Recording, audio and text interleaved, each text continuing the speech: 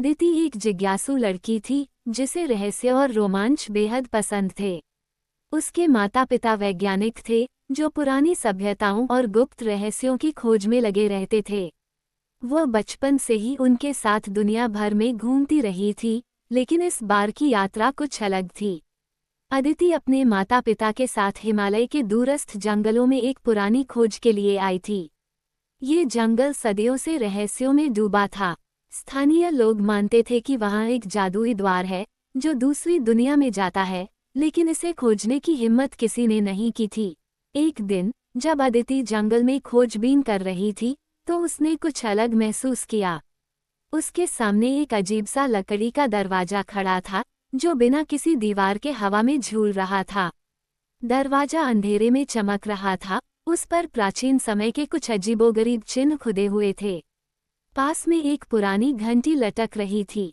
जैसे ही अदिति ने दरवाजे को छुआ, दरवाजे पर खुदे हुए चिन्ह हल्के नीले रंग में चमकने लगे और उसके सामने अचानक हवा में एक शब्द प्रकट हुए, सही व्यक्ति ही इसे खोल सकता है। अदिति ने अपनी सांसें थाम ली। उसने धीरे धीरे दरवाजे का हैंडल पकड़ा और हल्का सा धक्का दिया। एक पल के लिए सब कुछ ठहर गया और फिर दरवाजा तेज रोशनी के साथ खुल गया। अदिति ने हिम्मत जुटाई और दरवाजे के अंदर कदम रखा। जैसे ही उसने अंदर प्रवेश किया, वह एक नए संसार में थी। आसमान नीला नहीं था, बल्कि हल्का बैंगनी था। वहां पर हवा में तैरते द्वीप थे और इंद्रधनुषी नदियां आसमान से बह रही थीं। उसके चारों ओर अजीब जीव थे, कुछ पंखों वाले इंसान, कुछ बोलने वाले पक्षी और कुछ ऐसे जीव जो अदिति ने पहले कभी नहीं देखे थे। ये लोग उसे देखकर मुस्कुरा रहे थे, जैसे उसकी ही प्रतीक्षा कर रहे हों। अदिति को जल्द ही पता चला कि इस जगह का नाम अर्थलोन था। वहाँ के लोगों ने उसे बताया कि सदियों पहले ये दुनिया पृथ्वी से जुड़ी थी, लेकिन एक जादुई शक्तिशाली व्यक्ति ने इसे अलग कर दिया था। वहाँ के सबसे बुद्धिमान व्यक्ति, महासंत एलेनोर, ने बताया कि केवल एक चयनित व्यक्ति ही इस दुनिया और पृथ्वी के बीच फिर से संतुलन बना सकता था। ये तुम हो, अदिति? अदिति हैरान रह गई। हाँ, संत एलेनोर बोले, तुम्हारे माता पिता वैज्ञानिक हैं, लेकिन वे नहीं जानते कि तुम्हारी आत्मा इस रहस्य से जुड़ी हुई है।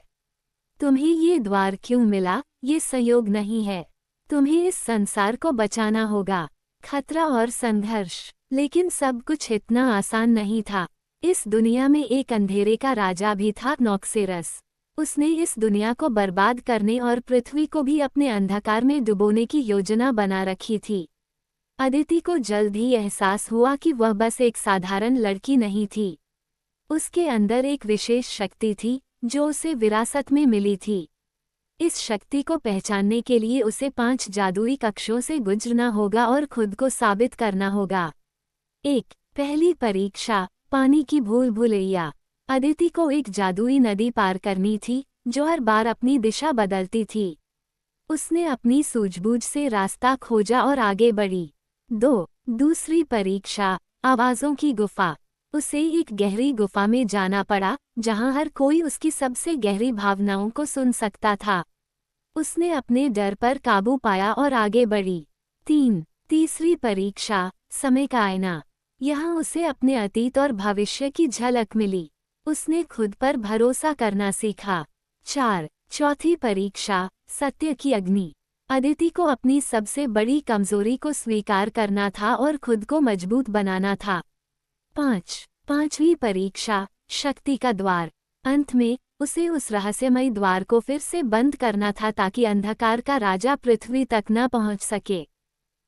अंतिम लड़ाई और विजय। अदिति ने अपनी सभी परीक्षाएं पास कर लीं। अब उसकी अंतिम परीक्षा थी नॉक्सेरस से लड़ना। वह अपने दोस्तों और शक्तियों के साथ महल पहुंची।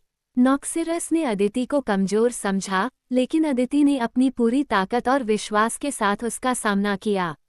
एक जबरदस्त युद्ध हुआ जिसमें अदिति ने नॉक्सेरस को पराजित कर दिया। अर्थलोन अब सुरक्षित था और द्वार को फिर से सील कर दिया गया, तो वह फिर से हिमालय के उसी जंगल में थी। दरवाजा अब गायब हो चुका था। उसके माता पिता उसे खोज रहे थे। तुम ठीक हो? उसकी माँ ने पूछा। अदिति मुस्कुराई। हाँ, मैं बिल्कुल ठीक हूँ। वह जानती थी कि उसने कुछ ऐसा किया है जो इतिहास में किसी ने नहीं किया था, लेकिन ये रहस्य उसका अपना था।